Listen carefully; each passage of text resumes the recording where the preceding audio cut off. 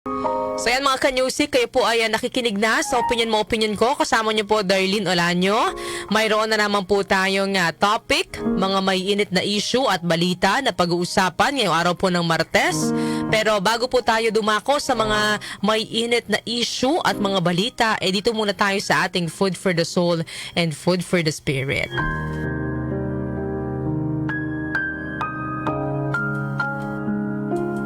Ang aking pong ibabahagi sa inyo ay may kinalaman po sa piso. Ayan. Isang araw, mayroon pong mga sundalo na sasabak sa giyera. Bago sila sumabak sa giyera, tinipon muna sila ng kanilang general upang kausapin at palakasin ang loob nila sa kanilang susuunging giyera. Gusto ng general na ma-motivate ang mga sundalo na lumaban lang para sa bayan at para sa kanilang pamilya. Bago matapos ang pagsasalita ng general, nagtaas naman ng kamay ang isa sa mga sundalo na si Pedro. Ayan, bigyan natin pangalan. Siya po ay si Pedro. Nagsalita si Pedro, "General, hindi naman po sa nawawalan ako ng kumpiyansa. Pero tingin ko po napaka-imposible na manalo tayo sa mga kalaban natin." Nagtataka naman po ang general. Papaano mo naman nasabi? Sagot po ni Pedro, hindi hamak na mas malalakas sila. Mas marami rin silang sundalo at mas maganda at advance sa mga armas at gamit nila.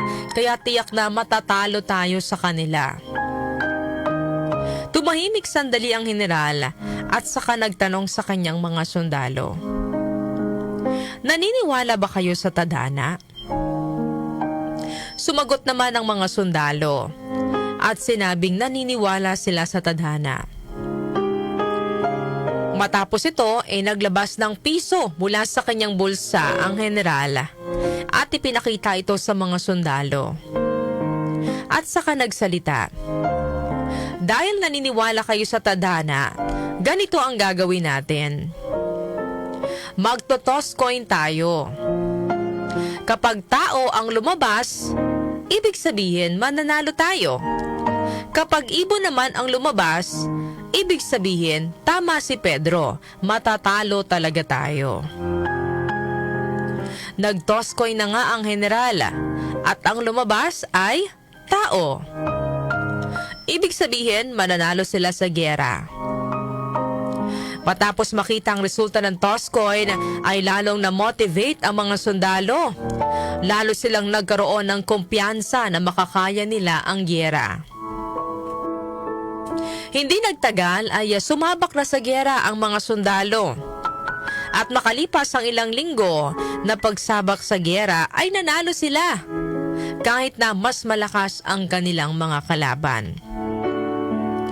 Matapos manalo, syempre nag-celebrate ang mga sundalo dahil tuwang-tuwa sila sa kanilang naging panalo. Sa kasagsagan ng kanilang selebrasyon, napansin po ni Pedro yung kanilang general na nakaupo lang sa isang gilid. Nilapitan po siya ni Pedro at tinanong, "General, bakit hindi po kayo sumasama sa amin? Halika po, mag-celebrate tayo kasi nanalo tayo. Kahit parang napaka-imposible talagang manalo. Talagang itinadhana tayong manalo." Sumagot naman ang general, "Alam mo Pedro, sigurado naman akong mananalo talaga tayo." Sumang-ayon naman si Pedro, "Oo nga po sir. Kahit naman kami naniniwalang mananalo tayo kasi nag-toss coin tayo, 'di ba? Tao ang lumabas." Nagsalitang muli ang general. Sabi po niya, "Hindi 'yon.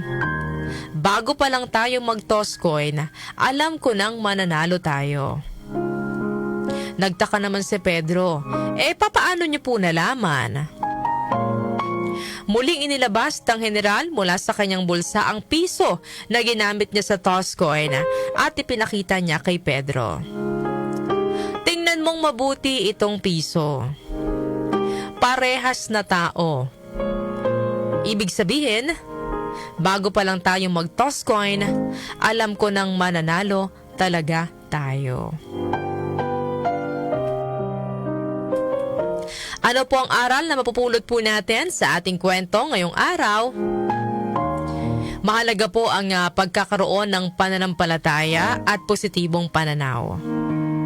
Para manalo ka, kailangan mong maniwala muna na mananalo ka.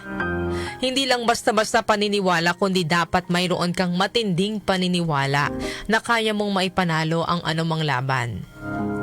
Sa buhay, marami po tayong laban, mga pagsubok, sa ating pamilya, sa pagkamit po natin sa ating mga pangarap na parang tila imposible nating mapagtagumpayan. Kapag mas pinairal po natin ang takot at pagdududa, parang tayo na po mismo ang nagbigay ng desisyon na talo na tayo kahit hindi pa tayo nagsisimula. Pero kapag pinili po natin ang pananampalataya at positibong pananaw, nagkakaroon po tayo ng dagdag na lakas na magpatuloy. Ang tiwala po sa Diyos at sa ating sarili ay nagiging sandata po natin laban sa takot. Isa pa pong aral na maaari po nating mapulot sa ating kwento. Ang laban ay una munang napapanalunan sa isipan bago po sa totoong labanan. Kung sa isip pa lamang ay panatag na tayo, buo ang ating loob at matibay ang tiwala na kaya natin, mas nagiging handa po tayo sa anumang pagsubok. Ang isip ay parang battlefield. Kung doon pa lang ay marunong ka ng lumaban, mas madali mo nang malalampasan ang mga hamon sa realidad. Tandaan po natin, kahit gaano kalakas ang kalaban, kung mahina ang iyong loob, mabilis ka pong bibigay. Pero kahit gaano kalaki ang pagsubok, kung matatag ang iyong pananampalataya at kumpiyansa sa iyong sarili, may pag-asa kang magtagumpay. Kaya't sa bawat laban po ng buhay, piliin po nating maging gaya po ng mga sundalo sa kwento, no? Huwag po nating hayaang mangibabaw ang takot, kundi manalig po sa Diyos at magtiwala po tayo sa ating sarili na kaya po nating manalo sa anumang hamon ng buhay. Kayo mga kanyusik, papaano po ninyo pinapalakas ang inyong loob tuwing humaharap po kayo sa mga mabibigat na pagsubok? Kung mayroon po kayong gustong idagdag sa ating reflection, yung araw po ng Tuesday, pwedeng-pwede po yan. I-message po yan sa ating text line 0929-321-8738. At syempre, pwede rin po kayong mag-comment sa ating Facebook Live at sa ating YouTube channel. Ang ating pong verse of the day ay Joshua verse 1 chapter 9. Be strong and courageous. Do not be afraid. Do not be discouraged, for the Lord your God will be with you wherever you go. Sa kwento po ng mga sundalo, halos mawalan na ng lakas ng loob si Pedro dahil nakita niya na mas malakas ang kanilang kalaban. Pero dahil po sa ginawa ng kanilang general, hindi po nila alam na yung piso na ginamit doon sa toss coin, wala palang ibon.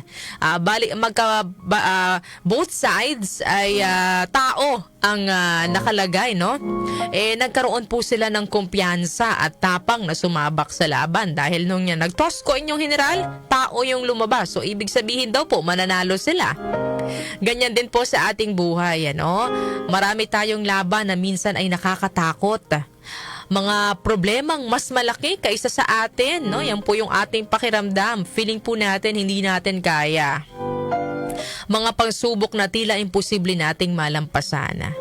Pero sa atin pong verse of the day, malinaw po ang paalala ng Panginoon na huwag tayong matakot at huwag panghinaan ng loob. Bakit? Dahil kasama po natin ang presensya ng Panginoon sa anumang laban sa buhay na ating mararanasan. Kung paano pinalakas ng general ang loob ng kanyang mga sundalo para lumaban, mas higit tayong pinalalakas ng ating Panginoon. Yan po mga kanyusik ang ating Food for the Soul and Food for the Spirit ngayong araw po ng Tuesday. Tumatalakay sa mga isyu ng bayan. OMOK sa 77 Gusto ko, mateka! WWW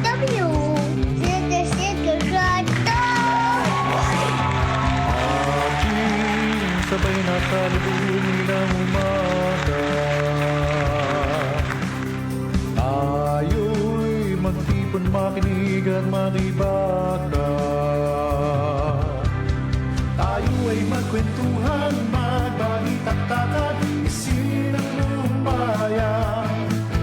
Ang bawat Pilipino ay kasali dito, kasama sa ating barkadahan.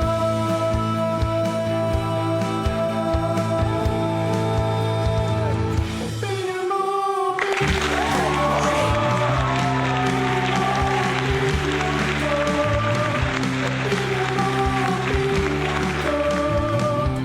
Muli mga ka-music, binabati ko po kayo na isang napakagandang Tuesday morning sa ating lahat. Magandang umaga Luzon, Visayas at Mindanao. Kayo po ay nakatutok na sa opinion mo, opinion ko. Kasama niyo po Darlene Olanyo.